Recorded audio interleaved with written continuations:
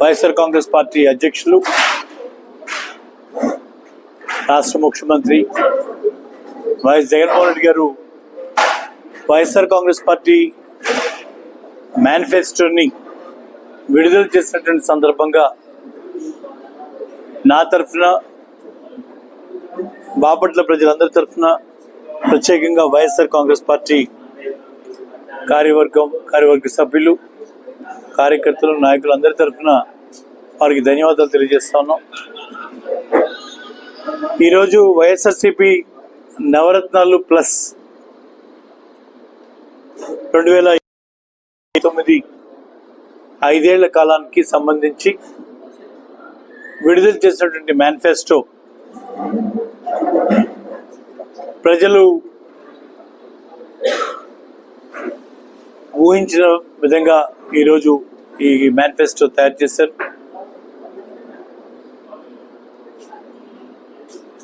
జగన్మోహన్ రెడ్డి గారు అంటే ఒక నమ్మకం, ఏదైనా ఒక మాట చెప్పారంటే దాని మీద నిలబడి ఉంటారు.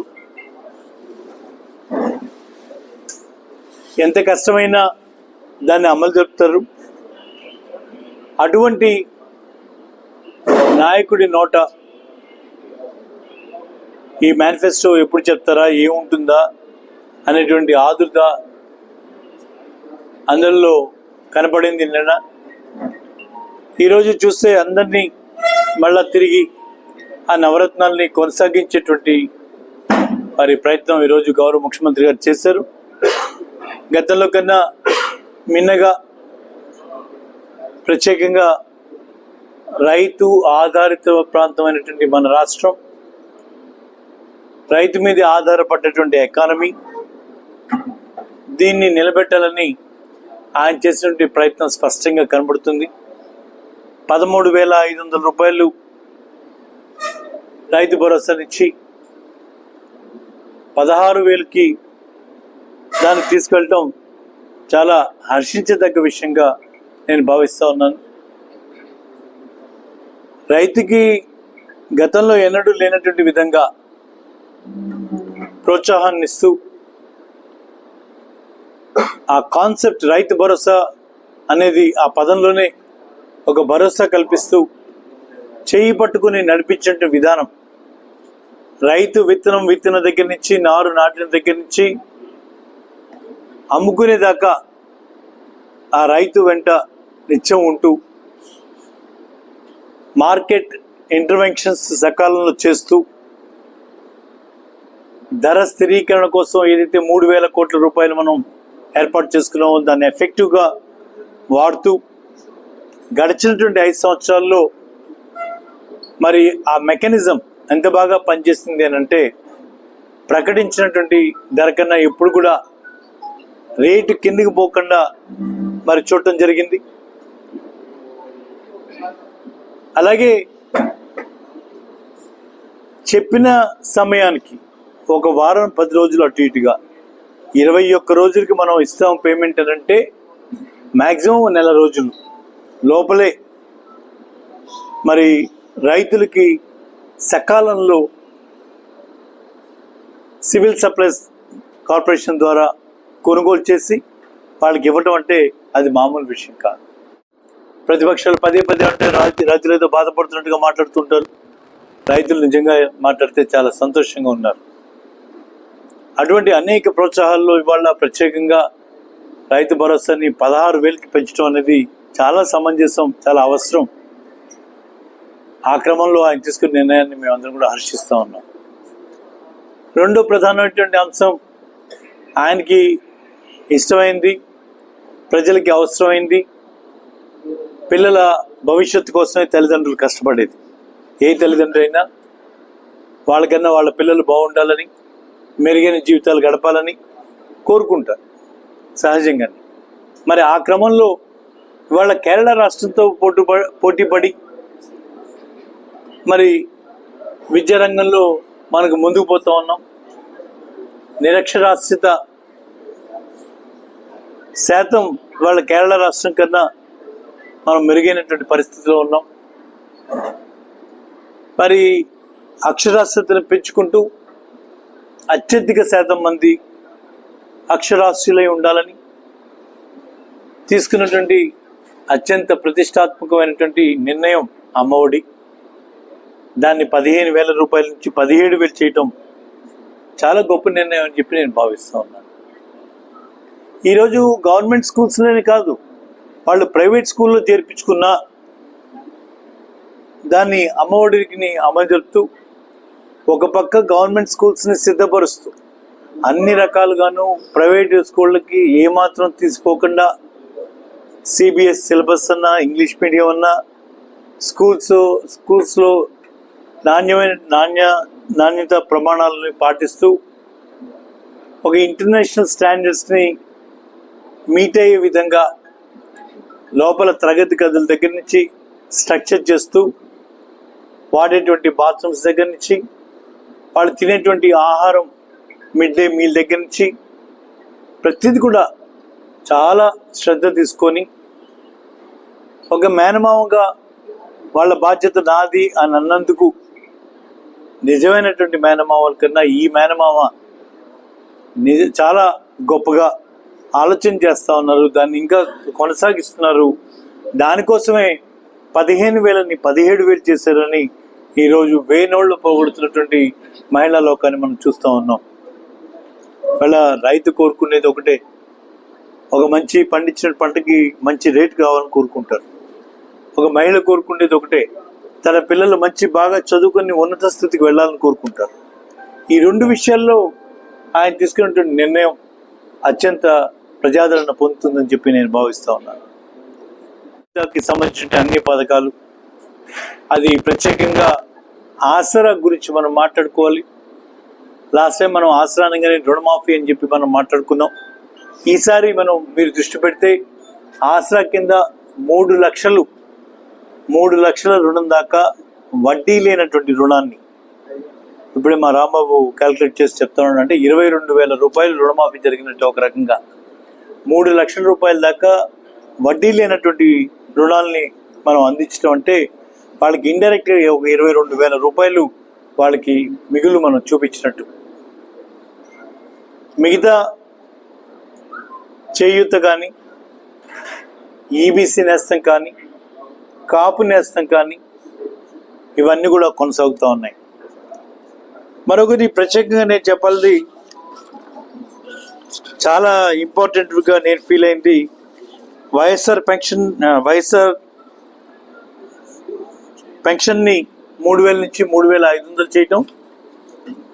ఇంకా దానికైనా ముఖ్యమైనది ఆశా వర్కర్లు, అంగన్వాడీ వర్కర్లు, కాంట్రాక్ట్ ఉద్యోగులు, వాళ్ళకి కూడా నవరత్నాలు వాళ్ళకి లబ్ధి చేకూరేలాగా గతంలో ఉన్నటువంటి 12,000 స్లాబ్ని, అంటే జీతం 12,000 దాటితే వాళ్ళకి వర్తించవు. అలాంటిది వాళ్ళందరినీ కూడా పరిగణలోకి తీసుకొని 25,000 జీతం వచ్చే వాళ్ళకి పై జీతం వచ్చే వాళ్ళకి మటుకే నవరత్నాలు వర్తించవని, 25,000 లోపల ఉన్నటువంటి వాళ్ళందరికీ కూడా ఈ పథకాలు వర్తిస్తాయని చెప్పి నిన్న చెప్పడం చాలా మందికి, చిరు ఉద్యోగులకి చాలా ఊరట కలిగినటువంటి అంశంగా నేను భావిస్తూ ఉన్నాను. అలా అందరి గురించి, ప్రత్యేకంగా పేదవాడి గురించి ఆలోచన చేసేటువంటి ఒక గొప్ప మనసు నాయకుడిగా జగన్మోహన్ రెడ్డి గారి మనసు, ఆయన నవరత్నాల్లో ఆయన చేసినటువంటి ఆలోచనలో స్పష్టంగా మనకి కనపడుతూ ఉంది. మరి మన కలలే నా పథకాలని చెప్పి పేదవాడు ఏదైతే కళ కంటున్నారో ఆ కళని నిజం చేయటమే ఈ అసలైనటువంటి పథకాల రూపకల్పన. ఆ దాంట్లో చేసినటువంటి అనేక కార్యక్రమాలు మనం చూస్తూ ఉన్నాం. అలాగే ఇవాళ యువత, చదువుకుంటున్నటువంటి యువత, వాళ్ళ భవిష్యత్తు, వాళ్ళ అవసరాలను కూడా దృష్టిలో పెట్టుకొని యువతకి నైపుణ్య శిక్షణ ఇవ్వాలని, దానికోసం ఒక స్కిల్ తిరుపతిలో యూనివర్సిటీ స్థాపించడం, స్కిల్ యూనివర్సిటీని స్థాపించడం, దాంతోపాటుగా 26 జిల్లాల్లో స్కిల్ కాలేజీలు, ఇప్పటికే మనం 5 ఎకరాలు మనం దీనికోసం కేటాయించాం. 50 కోట్లు దీనికి ఆల్రెడీ నిర్ధారణ అయింది. 50 కోట్ల రూపాయలతో స్కిల్ కాలేజీ బాపట్లలో రాబోతోంది. మన బాపట్ల కాలేజీలో చుట్టుపక్కల చదువుకునేటువంటి యువతకి ఒక నైపుణ్యతతో కూడుకుని ఒక ఉద్యోగం వచ్చే విధంగా, ఉపాధి దొరికే విధంగా వాళ్ళకి ఒక మెరుగైనటువంటి ఒక స్కిల్ని కూడా మరి నేర్పి మరి ఈరోజు వాళ్ళని బయటికి పంపి విధంగా మరి ఈరోజు నిర్ణయం చేస్తూ స్కిల్ డెవలప్మెంట్ కాలేజీని బాపట్లో అది చేస్తామని చెప్పి ఈరోజు వాగ్దానం చేయడం చాలా సంతోషం కలిగించినటువంటి విషయంగా నేను చెప్తా ఉన్నాను. 3,000 నుంచి 3,500 పెంచడం కానీ, విద్యకి సంబంధించి అన్ని ఐబీ కరికులం తీసుకురావడం ఫేస్డ్ మేనర్లో. మీ అందరికీ తెలిసిందే ఐబీ కరికులం అనేది ఎంత ఎక్స్పెన్సివ్. మధ్యతరగతి కాదు కదా, ఎగువ మధ్యతరగతి వాళ్ళు కూడా భరించలేనంత ఖర్చుతో కూడుకుంది. ఇది ఇవాళ సామాన్యుడికి కూడా అందించే విధంగా మరి చేయడం అంటే ఒక మనసున్నటువంటి వ్యక్తి మాత్రమే అది చేయగలుగుతాడని మనం చెప్పుకోవాలి. అలాగే వైఎస్ఆర్ ఆరోగ్యశ్రీ 25 లక్షల రూపాయలకి పెంచడం అనేది అది మామూలు విషయం కాదు. చాలా వరకు మరి పేదవాడి పక్షాన్ని నిలబడి అతనికి అయ్యేటువంటి ఏ ఖర్చు కూడా ఆరోగ్య పరిస్థితుల్లో ఆరోగ్యం మీద పెట్టేటువంటి ఖర్చు ఇబ్బంది పడకూడదు అనేటువంటి దాంతో ఇంకా మరి 25 లక్షలకు దాన్ని పెంచడం అనేది కూడా నేను చాలా సంతోషపడుతూ ఉన్నాను. అలాగే చూస్తే ఫ్యామిలీ డాక్టర్ కాన్సెప్ట్ని అది కొనసాగిస్తాం. ఇప్పటికే గ్రామ స్థాయిలో, సచివాలయ స్థాయిలో వెల్నెస్ సెంటర్స్ తీసుకొచ్చాం. 27 లక్షల రూపాయలతో ఒక ఇన్ఫ్రాస్ట్రక్చర్ని బిల్డ్ చేసాం. బీఎస్సీ నర్సింగ్ క్వాలిఫికేషన్ ఉన్నటువంటి వాళ్ళు 180 రకాల మెడిసిన్స్ని అక్కడ అందుబాటులో ఉంచి రౌండ్ ద క్లాక్ 24 గంటలు వాళ్ళకి సేవల్ని అందించే విధంగా ఇప్పటికే మనం సిద్ధపడ్డాం. దీన్ని మరింత బలంగా దీన్ని కొనసాగిస్తాం. మెడికల్ హిస్టరీ, ఆ 2,000 జనాభాకి సంబంధించినటువంటి ప్రతి ఒక్కళ్ళ మెడికల్ హిస్టరీ, ఎక్కడో వచ్చిన పెద్దగొల్లపాలెంలో జరిగినటువంటి ఏదైనా అనారోగ్యానికి గురైతే అక్కడ నుంచి ఒకవేళ పెద్ద ఆసుపత్రికి రావాలంటే వాళ్ళ కేస్ స్టడీ అయితే హిస్టరీ అంతా కూడా, మెడికల్ హిస్టరీ అంతా కూడా వాళ్ళకన్నా ముందుగానే ఇక్కడికి వచ్చి ఉంటుంది. ఆ రకంగా రిఫరల్ హాస్పిటల్స్లో వాళ్ళు కంప్లీట్గా వాళ్ళకి ట్రీట్మెంట్ చేయడం చాలా ఈజీగా ఉండే విధంగా మరి ఇవాళ చేయడం అనేది ఎక్కడో మరి పాశ్చాత్య దేశాల్లో ఉన్నాయని అంటారు. మరి దాని పూర్తి సమాచారం లేదు. ఈరోజు మన ఆంధ్రప్రదేశ్లో మరి ప్రతి 2,000 జనాభాకి ఒక వెల్నెస్ సెంటర్ పెట్టి వాళ్ళకున్నటువంటి అన్ని వాళ్ళ చరిత్రని వాళ్ళకున్నటువంటి మెడికల్ హిస్టరీని నమోదు చేసి సేవ్ చేసి మరి వాళ్ళ ప్రాణాలను కాపాడటానికి ప్రయత్నం చేస్తున్నటువంటి జగన్మోహన్ రెడ్డి గారిని తప్పకుండా అభినందించాల్సిన అవసరం ఎంతైనా ఉందనేటువంటి విషయాన్ని తెలియజేస్తుంది. అలాగే 17 కొత్త మెడికల్ కాలేజీలు స్టార్ట్ చేసాం. దాంట్లో 5 పూర్తి చేసుకున్నాం. రిమైనింగ్ 12లో మన బాపట్ల మెడికల్ కాలేజ్ కూడా ఉంది. ఈ 5 సంవత్సరాల్లో మరి పూర్తి అత్యంత ప్రాధాన్యత క్రమంలో వాటన్నిటి కూడా పూర్తి చేస్తామని చెప్పి నిన్న గౌరవ ముఖ్యమంత్రి గారు చెప్పినటువంటి మాట మనకి చాలా ఇంపార్టెంట్ మాటగా నేను అనుకుంటా ఉన్నాను. ఆ క్రమంలో వారికి ప్రత్యేకంగా మరి ధన్యవాదాలు తెలియజేస్తున్నాను. ఇంతకు మించి దాదాపుగా మన పక్కనే నిజాంపట్నంలో పోర్ట్ వస్తూ ఉంది, చీరాల్లో ఫిష్ ల్యాండింగ్ వస్తూ ఉంది. ఈ ప్రాంతం అంతా కూడా మరింత అభివృద్ధి చెందడానికి చాలా దోహదపడుతుందని చెప్పి అనుకుంటా ఉన్నాను. అలాగే మరి ప్రత్యేకంగా కొత్త జిల్లాల గురించి కూడా ప్రస్తావన ఒకసారి మనం చూద్దాం.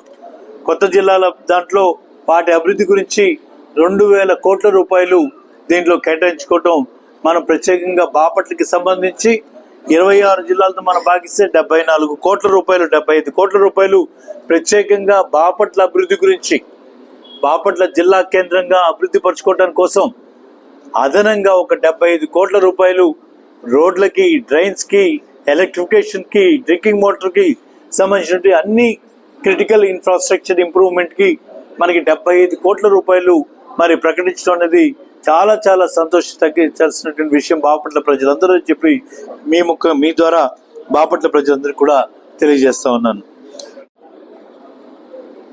ఈ ఆటో డ్రైవర్లకి సంబంధించి మన గతంలో ఇస్తున్నటువంటి సహాయం 10,000 రూపాయల సహాయం వాళ్ళది అది కొనసాగుతుంది. దాంతోపాటుగా లారీ డ్రైవర్లని, అలాగే చిన్న క్యాబ్స్ని, వాళ్ళందరినీ కూడా దీంట్లో ఈసారి తీసుకున్నాం. వాళ్ళకి దురదృష్టవశాత్తు ఏదైనా జరగకూడని ప్రమాదం జరిగితే 10 లక్షల దాకా వాళ్ళకి ఇన్సూరెన్స్ కవరేజ్ ఉండే విధంగా ఈరోజు గౌరవ ముఖ్యమంత్రి గారు తీసుకోవటం చాలా పెద్ద మంచి నిర్ణయం అని చెప్పి నేను భావిస్తా ఉన్నాను. జగనన్న చేదోడు కింద ఇచ్చేటువంటి రుణం అంటే పెట్టి వెండర్స్, స్ట్రీట్ వెండర్స్ వాళ్ళకి ఇచ్చేటువంటి రుణం 10,000 నుంచి 15,000 రూపాయలు చేయటం. ఈరోజు మనం చూస్తాం బాపట్ల లాంటి దగ్గరే పొద్దునే కూరగాయల మార్కెట్ దగ్గర లేకపోతే పళ్ళ హోల్సేల్ దగ్గర చూస్తే ఏ రకంగా వాళ్ళు మరి వడ్డీలకి తెచ్చుకొని సాయంత్రానికి 10 రూపాయల వడ్డీ 8 రూపాయల వడ్డీ కట్టుకునేటువంటి పరిస్థితి నుంచి ఒక 10,000 రూపాయలు పెట్టుబడి సహాయం కింద మనం గత 5 సంవత్సరాలు ఇచ్చాం. దాన్ని ఈరోజు 15,000 రూపాయలకి పెంచుతూ తీసుకున్నటువంటి నిర్ణయం కూడా చాలా గొప్ప నిర్ణయంగా నేను భావిస్తా ఉన్నాను. మధ్యతరగతి వర్గాలకి ప్రభుత్వ ఉద్యోగులకి సంబంధించి లేఅవుట్లని డెవలప్ చేసి వాళ్ళకి చాలా రీజనబుల్ రేట్స్కి ఇవ్వటం అనేది కూడా ప్రత్యేకంగా బాపట్ల జిల్లా అభివృద్ధి అయ్యేటువంటి క్రమంలో మన దిగువ తరగతికి సంబంధించి చాలా వరకు మనం జల్లెడ పట్టి మరి వాళ్ళందరికీ కూడా ఇళ్ల స్థలాలు ఇచ్చాం. సుమారుగా 4,500 మందికి ఇచ్చాం. ఇంకొక 900 మంది వాళ్ళ ఇళ్ల స్థలాలు ఇవ్వాల్సిన వాళ్ళ కింద మనం ఆల్రెడీ గుర్తించాం. ఇళ్ల స్థలాలు ఇచ్చేటువంటి కార్యక్రమం కొనసాగిస్తానని ఈరోజు ఒక వాగ్దానం. ఇల్లు మనం మామూలుగా జగనన్న కాలనీలో కట్టుకునేటువంటి ఇళ్ళే కాకుండా సొంత స్థలాలుండి ఇల్లు కట్టుకోవడానికి ముందుకు వచ్చే వాళ్ళకు కూడా లోన్ ఇచ్చేటువంటి పరిస్థితి, ఇళ్ళ మరి ఇంటి కింద 1,85,000 ఇచ్చేటువంటి విధానాన్ని సుమారుగా ఒక 12 లక్షల ఇల్లు పూర్తి చేయాలంటే లక్ష్యంతో పెట్టుకున్నటువంటి లక్ష్యాన్ని కూడా మరి మనం సద్వినియోగం చేసుకోవచ్చు. బాపట్లకి సంబంధించినటువంటి మధ్యతరగతి కుటుంబీకులందరికీ కూడా ప్రభుత్వ ఉద్యోగులు కూడా ఇది ఒక శుభవార్త. జిల్లా అవుతున్నటువంటి క్రమంలో ప్రతి వాళ్ళు ఏదో ఒక స్థలం కొనుక్కోవాలి, ఇక్కడ ఉండాలనేటువంటి ఒక ఆశ ఉంటుంది. దాంట్లో మరి ప్రైవేట్ లేఅవుట్లో అందనంత ధరకి వెళ్ళినప్పుడు మధ్యతరగతి కుటుంబీకులు ఇబ్బంది పడకుండా రీజనబుల్ రేట్స్తో లాభాపేక్ష లేకుండా ప్రభుత్వమే లేఅవుట్లు వేసి వీళ్ళందరికీ కూడా సరసమైనటువంటి ధరలో వాళ్ళందరికీ కూడా అందించడం అనేది చాలా పెద్ద విషయంగా మరి చేస్తున్నాం. అంటే సుమారుగా 60% ఖర్చుతోనే దానికి వాళ్ళకి అందే విధంగా వాళ్ళకి చేయడం అనేది చాలా గొప్ప నిర్ణయంగా నేను భావిస్తూ ఉన్నాను.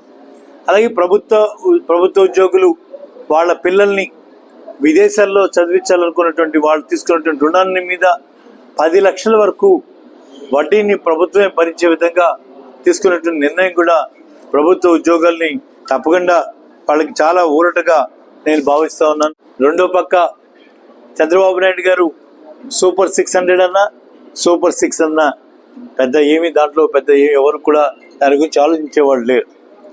ఈరోజు 15,000 రూపాయలు అమ్మఒడి ఇస్తే అది పప్పులు బెల్లాలన్నాడు. ఈరోజు ఒకళ్ళకి కాదు ఇద్దరికి ఇస్తాం, కావాలంటే కరెంటు ముగ్గురు కూడా ఇస్తామని చెప్పేటువంటి మాట మాట్లాడుతున్నారంటే వాళ్ళు ఏవి చేయరనేది ప్రజలకే అర్థమైపోతోంది. వాళ్ళు మాట్లాడేటువంటి ఆ తేలిక మాటల వల్లనే, ఆ పలిచినటువంటి మాటల వల్లనే ఇవాళ చంద్రబాబు నాయుడు గారి క్రెడిబిలిటీ పోయిందని మనం చెప్పుకోవాలి. ప్రతిపక్ష నాయకుడిగా ఉంటూ ఒక అనుభవం ఉన్నటువంటి వాడుగా మరి ఆ రోజు 15,000 రూపాయలు అమ్మఒడి ఇచ్చినప్పుడు ఆయన ఒక మాట చెప్పున్నట్టయితే ఇంట్లో ఒకళ్ళు కాదు ఇద్దరు ఉంటారు, ఇద్దరు కూడా అమ్మఒడి ఇస్తే బాగుంటుందని ప్రతిపక్ష నాయకుడిగా ఆ రోజు ఆయన కోరి ఉంటే ఈరోజు ఏమన్నా మళ్ళా ఎలక్షన్లు వచ్చినప్పుడు ఆయన 30,000 చేస్తున్నాడు ఆ రోజు అడిగాడు కాబట్టి ఆ మాట మీద ఈరోజు చేస్తానికి ప్రయత్నం చేస్తున్నాడని మనం అనుకోవటానికి అవకాశం ఉంటుంది. కానీ ఆయన చేసిన తప్పు ఆ రోజు ఇచ్చినటువంటి దాన్ని వక్ర భాష్యం చెప్పాడు. ఆ రోజు శ్రీలంక అయిపోతుంది అన్నాడు, దివాలా తీస్తుంది అన్నాడు. ఈ విధానం తప్పన్నాడు. ఈరోజు చేయూత, అమ్మఒడి, ఆసరా లాంటి పథకాలన్నీ కూడా నేను 2 రెట్లు ఇస్తాను 3 రెట్లు ఇస్తానంటే ఎక్కడి నుంచి తెచ్చిస్తావు చంద్రబాబు నాయుడు? ఈ మనుషుల్ని ఈ మభ్య పెట్టడం మానుకో అని చెప్పి ప్రజలందరూ కూడా బుద్ధి చెప్తారని చెప్పి నేను ఆశిస్తూ ఉన్నాను. ఈరోజు ప్రతి వాళ్ళకి మరి మీడియా రూపేణ, సోషల్ మీడియా రూపేణ ప్రతి విషయం కూడా ఆ రోజు మనం ఏం మాట్లాడాం, ఈ రోజు ఏం జరుగుతూ ఉందనేటువంటి విషయాల్లో స్పష్టంగా తెలుస్తూ ఉంది. ఆ క్రమంలోనే మీరు గమనిస్తే జగన్మోహన్ రెడ్డి గారు ఎక్కడ కూడా ఎవరినో మభ్య పెట్టాలి, ఏదో మాయ చేయాలి, ఓట్లు దండుకోవాలి, ఇప్పుడు గడిస్తే చాలు అనేటువంటి విధానం ఎక్కడ కూడా మీకు జగన్మోహన్ రెడ్డి గారి మాటల్లో కానీ ఆయన మేనిఫెస్టోలో కానీ కనపడదు.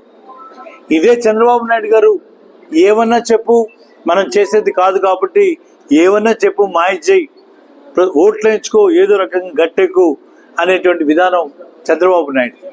అటువంటి రెండు వ్యత్యాసం కలిగినటువంటి వ్యక్తులు ఈరోజు ప్రజల ముందర వాళ్ళు కోరుతున్న రెండు పార్టీలు ముందరకు వస్తూ ఉన్నాయి. ప్రధానంగా ఈసారి జరిగేటువంటి ఎన్నికల్లో జగన్మోహన్ రెడ్డి గారి వర్సెస్ చంద్రబాబు నాయుడు.